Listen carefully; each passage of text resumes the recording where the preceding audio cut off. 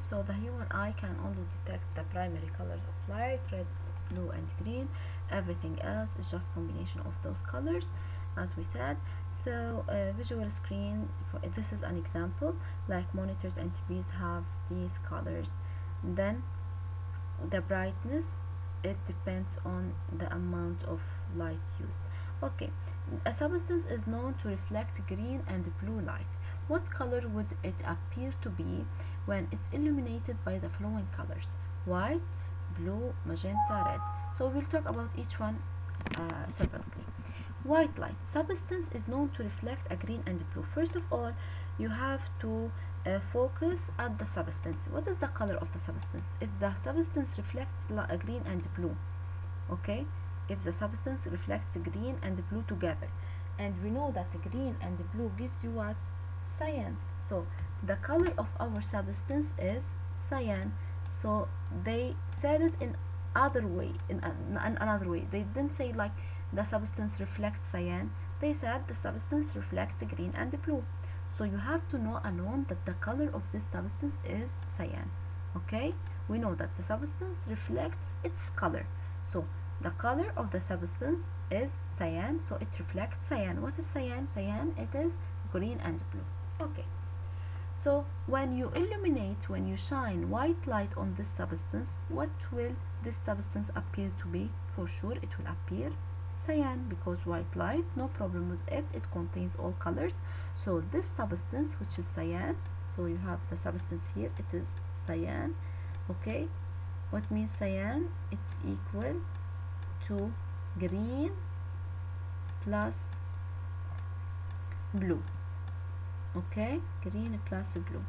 So when you shine on it white, no problem, the white has all colors, so the substance will absorb all colors except green and blue. It will reflect them. Okay, it will reflect green, it will reflect blue, so we will see it cyan. Okay, but now let's say that you shine on it only what? You shine on it only blue. See, when we shine on it only blue, so the substance, will it absorb blue? It will not, because it has blue, so it will not absorb it, it will reflect it. It will reflect blue, but the blue doesn't contain green. Okay, it's only blue, so it will reflect only blue, and the substance will appear to be what? Only blue, not cyan. Under magenta light, now if we shine magenta light on this substance, if we shine magenta light on this substance, what is magenta? First of all, so for sure you have to memorize each one, it's what, each complementary color. Like magenta, it's a combination of what and what? Magenta, we know that it is combination of red and blue. So when you shine magenta, it means you are shining what? You are shining red plus blue, right? Okay, so this substance will absorb red. Okay, but will it absorb blue? It will not, because it contains blue. Any substance, when you shine on it light, it absorbs all the colors except its color. Okay, so it will absorb red, but it will not absorb blue, it will reflect it. So blue here also, it's reflected, so the substance, it appears to be what? Blue. Okay, the color of the substance depends on what it reflects. The last one, red light. Under red light, so now only red. You shine on the substance only what? Only red. See, does the substance contain red? No, it contains green and blue. So this red will be absorbed and no light will be reflected. So the substance here under red light will appear to be black. Okay, so these are the answers. Number 1 cyan, 2 blue, 3 blue and 4 black.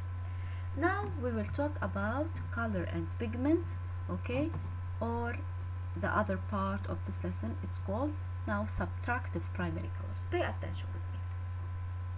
When colors of pigments mix, when you mix paint, they are subtractive. What is the meaning of subtractive? Here, girls, like light is subtracted, it's not added. So it means here, like at the end, we will end up with black, not with blue, not with white. So what is the difference between additive primary colors and subtractive primary colors? In additive primary colors, we are adding light, okay, and we end up with white light. But with subtractive primary colors, we are adding paints, and the paint, when we mix paint, the more paint you mix together, you feel that like the darker its mixture becomes. So when you mix, you will see now that when you mix equal proportion of yellow, cyan and magenta, you will end up with the black color. So you will see now that we have three subtractive colors, three subtractive primary colors. They are magenta, cyan and yellow. When you add these three paints or pigments together with equal proportion, you will end up with black. Okay, so each pigment, like a paint color, only reflects certain colors of light. The more pigments are mixed, the less light is reflected back. The primary pigment colors are cyan, yellow and magenta, just like printer cartridge. So in a printer cartridge, we have, girls, these three colors: cyan, magenta, and yellow. When these are mixed, so together in equal proportion, you will end up with black. All other pigments are just formed from combination of these pigments. If I want any other paint, by mixing these, I can get them, okay, with different proportions. So see together, let's see together. This is the first: yellow, magenta, cyan. These are here the subtractive primary colors. Okay, let's talk about the details. When yellow and magenta paint are mixed, we will get what? Red. So we will get red. See, red here, this part, it is the common area between the yellow, this big circle, and the magenta, this big circle. But here, okay, this area, it's red and what? Plus cyan. See the third whole circle, okay? So this area, it's made of cyan, okay? The whole circle is cyan, plus red, which is coming from yellow, plus magenta. So here what do we say? We say that the red is complementary color of cyan, okay? So it means that also here the red completes the cyan in order to give us a what here? In order to give us black.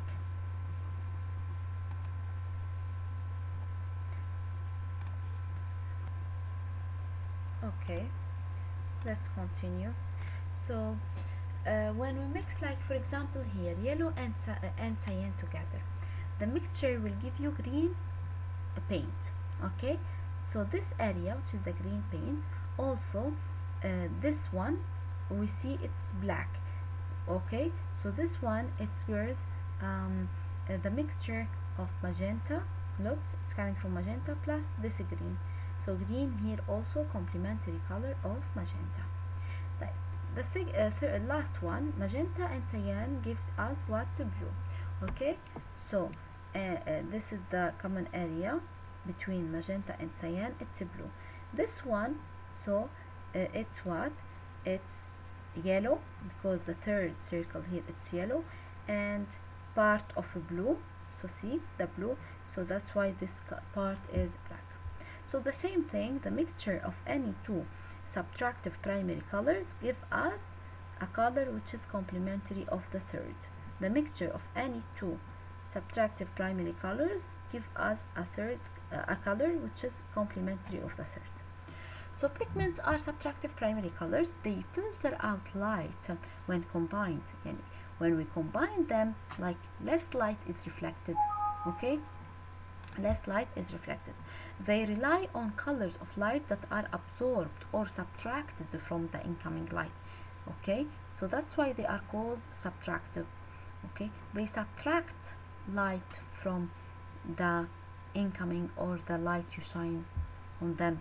Okay, so when you add up subtractive colors, you end up with black, because subtractive colors absorb light, so they take it inside of them. So all colors are subtracted from white light, and the mixture therefore is black. Now, different quantities of cyan, magenta, and yellow can produce millions of colors possible on printers. But when we use equal proportions of them, we will end up with black. We will see this visual concept together. Finger paints, food coloring, and similar substances are called pigments. When you mix colored pigments, they follow a set of rules known as color subtraction. Pigments combine subtractively because each pigment absorbs all wavelengths of light except for the wavelength that gives the pigment its color. When all three primary subtractive colors are combined, all wavelengths are absorbed, and the result is black. Let's start with a black outline. This will help make a sharp image when we add pigments. Magenta is one of the three primary pigments. Cyan is another, and yellow is the third. By printing the three primary pigments plus black, any color can be obtained. This is called four-color printing. Comic books, textbooks, and cereal boxes are all printed in this way. Okay, so this is for the difference between additive primary colors and subtractive. See, additive primary colors, we are mixing light. Okay, so that's the additive primary colors are red, green, blue. We have to memorize them, memorize their combinations.